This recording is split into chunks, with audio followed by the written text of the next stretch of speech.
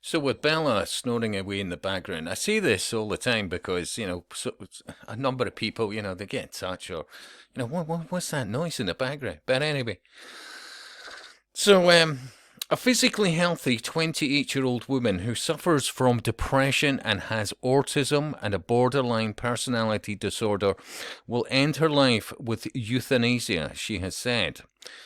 Now, my Dutch isn't great, but Zoraya, I'll go with that, who lives in a small village in the Netherlands, will be freed early next month, she has claimed. She will be euthanized on the sofa in her home with her boyfriend by her side. She decided she wanted to die after a psychiatrist told her there's nothing more that we can do for you and that it's never going to get any better. It is understood that a doctor will give her a sedative before administering a drug that will stop her heart. Now, I've been long warning about this on various platforms for years, and you're hearing the drumbeat now in the UK about assisted dying. But look at the MAID program in Canada. In the last year or two, oh, you're depressed. Have you thought of euthanasia? Oh, you can no longer afford to live. Well, the rent, you can't afford to pay the rent. And honestly, there's been instances, it's been documented, where some Care Bears turned around and said to them, well, have you thought of euthanasia? It's a really dark and slippery slope that is coming everybody's way. I mean, it was talked about in books over 100 years ago by the Eugenics Brigade. Many people thought, well, if they're no longer a use to society and all the rest of it, well, why don't we just end it for them? Yeah? That, believe it or not, has been a thing for a very long time. But nobody looks into, well, why? Why is so many people all of a sudden depressed? Well, it really doesn't help when doctors are promoting, well, you sound a bit down. Maybe you're depressed. Here, get on this. Well, what? That's not working. Well, see how you get on with that for a few weeks. All right, let's try this. And they give them some other, medication that generally affects their faculties, their ability to think. Their brain goes in a sort of fog. And, well, funnily enough, one of the side effects for many on antidepressants is the lack of sex drive. None of this is an accident. If you look into the chemistry of what they're being given, many of them are basically fluoride-based compounds. It's a complex subject, but for a psychiatrist to say, well, there's nothing we can do for you. Really? Seriously? There's an awful lot of occultists in various professions who have an ideology that they don't want to share with the public, yeah? Now, what I've done over many years is regards, well, back in the day when the earlier operating systems, for example, where you physically had to go to the homes of clients, and because the operating systems and the processors at the time weren't the best, and the processors were pretty slow and lacking various tech as regards memory and all the rest of it, hard drives and so much more, you could be spending quite a while. And another reason, well, the poor internet at the time, because remember, dial-up, 56k, and even before that, even slower than that, yeah? I mean, remember, it wasn't until something like about 2000 that they started coming out with ADSL, and even then the speeds were pretty pish, yeah? And I remember BT, for example, they had, I think it was called an Alcatel modem that they would put in with a package for your internet.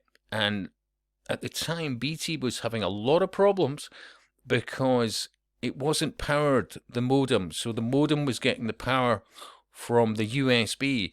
And with many motherboards at the time, wasn't given enough power to really make a solid connection. There was a number of things where actually, believe it or not, people like myself actually helped BT, because the solution was to put a specific USB card into the motherboard itself, which sorted the problem, but you told them at the time, listen, do you know what here's a great idea. How about coming up with powered modems? That might also solve things. Yeah, you never got any thanks for it.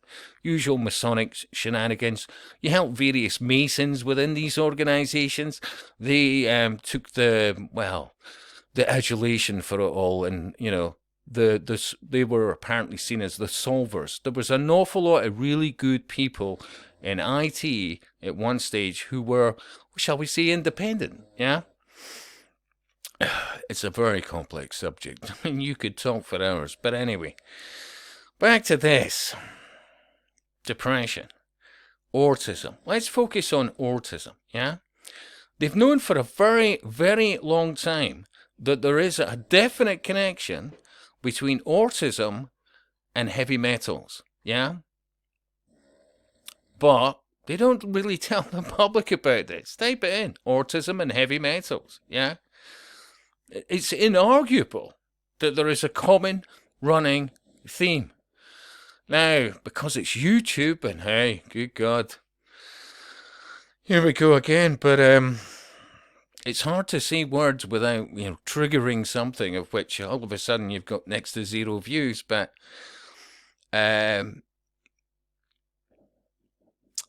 let's just say Gen X was probably the last generation that had minimal mandatory vaccines as children. There was a couple, and you had look at most people's arms as Gen X. You got a certain jab that left a mark on your arm. On reflection, wish I'd never got it. Somehow, just by changing schools, I managed to avoid one or two others, and I'm very grateful for that. But when you look into the research, I remember back in the day when there were some fine people still at the BBC. There was a documentary done called Poison in the Mouth. I remember it. And it was inarguable. These amalgam fillings had mercury in them, and mercury is one of the most toxic, it's one of the most neurotoxic substances to the brain. You could put it under a microscope, brain tissue. As soon as it's exposed to mercury, the brain tissue just disappears. Yeah, and then of course thimerosal, which was somebody's good idea somewhere around about, I think it was from memory, about the 1920s, and they tested it on 6 people. That was a case study, and based on that, they said that to avoid bacteria in vials of various vaccines, let's have this thing called thimerosal. And in many instances, possibly to this day, it's still a thing. Now, add over the last 2 or 3 generations, especially the last 2, how many more vaccines have they been getting? How many more jabs just to help them? Where normally, in days of not that long before, parents were astute enough to actively encourage children to be around other children with bugs and whatever else, and that genuinely strengthened their immune system. Now it's like, no. Oh, chance of measles, whatever else. No, they better have this, they better have that, they better have this. And of course, we're into 2 or 3 generations where less and less thought has actually gone into, well, what's actually going into these things? Hey, listen, I love my children, blah, blah, blah. They need to get every single jab known to, science. And the incidence of autism went through the roof. Anybody talks about it, or they're tin hat this, that, and the next thing. But seriously, even when you look at aluminium, yeah, which is, believe it or not, in many bloody vaccines. If you look at aluminium pans, seriously, you'll find shops out there still selling them, right? And look at the base of the pan. You could rub your finger over it and go, what is that bloody substance? Yeah? Aluminium oxide, or it oxidizes, but don't worry, it's fine. Seriously. Aluminium is another hugely neurotoxic substance to the brain. Do they talk about it? Absolutely not. Yeah? Now, if you were to look up, well, I don't know, chelation or chelation agents, yeah? Chelating agents are generally classified based upon the target heavy metals, iron, copper, mercury, lead. I mean, remember, decades ago, what were they making water tanks out of?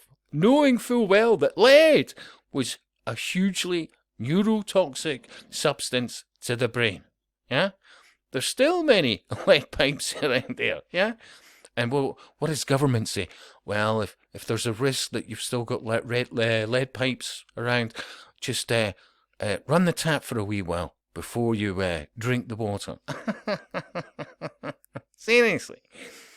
Eugenics has been a thing for a very, very long time. So let's talk about solutions while they're saying, hey, look, you're depressed. Best thing for you. Well, after all, you're consenting. A psychiatrist has said, look, you're not going to get any better. And a couple of occultist-loving loons as doctors and various costumes said, yep, we've signed off on this. And it's, for the good of her. It's just outrageous. But if you were looking at chelating agents, and there's a number of them, not least of which, for example, vitamin C, 2 to 4 grams a day, yeah? Takes away, draws out of the body heavy metals. Another one that's been known since somewhere in the 1800s they'd worked this out, called Lugol's iodine, yeah? It's another application. You just put it on your skin. You put it on your skin daily. I've had people that said, you know what, I feel so much better, Scott, but my fillings have fallen out. I said, well, that's no bad thing. Be assured of that. Seriously. But do they talk about any of this at all? Yeah? Superb for the thyroid. How many women are having their thyroids cut out when it was never about that? Seriously. The witchcraft of various people in costumes. I have for many, many years in computing spoke to apparently some of the finest minds in the world. I have had conversations with people right across spectrums of various professions over many years. Many of them, wall occultists, yeah? They knew my thoughts, but they also knew I'd never mention their names. I was in there to do a job, but I was also having a conversation with them. They learned a lot from me. I learned a lot from them. Then they would start saying, well, listen, Scott, I've got a problem with this. And I'd go, have you thought of such and such? I was testing this with, oh, here, that's a great idea. Why didn't my other friends tell me that one? Honestly, seriously, there is so much more I can say on so many subjects. But to get to the stage now where we're going, well, some tossbag in a costume that masquerade, who calls himself, in this instance, a psychiatrist. Well, it's not going to get any better for you. Really? Seriously? Professionals? There's many words I'd like to say about those professions. See, there was a time when we didn't need psychiatrists because we had humanity. We had conversations. We had pubs, great pubs, with people of various intellects having a common bond called caring about each other, communities, families, extended families, characters, all the rest of it. Even if you didn't agree with their thoughts, politics, whatever in its entirety, you still got on with so many people because they had something about them. Yeah? Seriously. It's a disgrace. It truly, truly is. I have met so many people over the years with autism, and I found just a little bit of advice, yeah, a bit of respect, looking at certain factors. I have met many, many parents who are absolutely grateful of the interaction at the time, and they've gone on from strength to strength. I'm not sitting like some, bumping my gums as a genius here. It should be common knowledge. Yeah, I've just always wired in such a way that I genuinely care about a lot of people. You want to see people do well. It's about solutions. I've always been wired that way. But maybe that's why most people don't hear about me and people like me, yeah? Anyway, your thoughts, please share.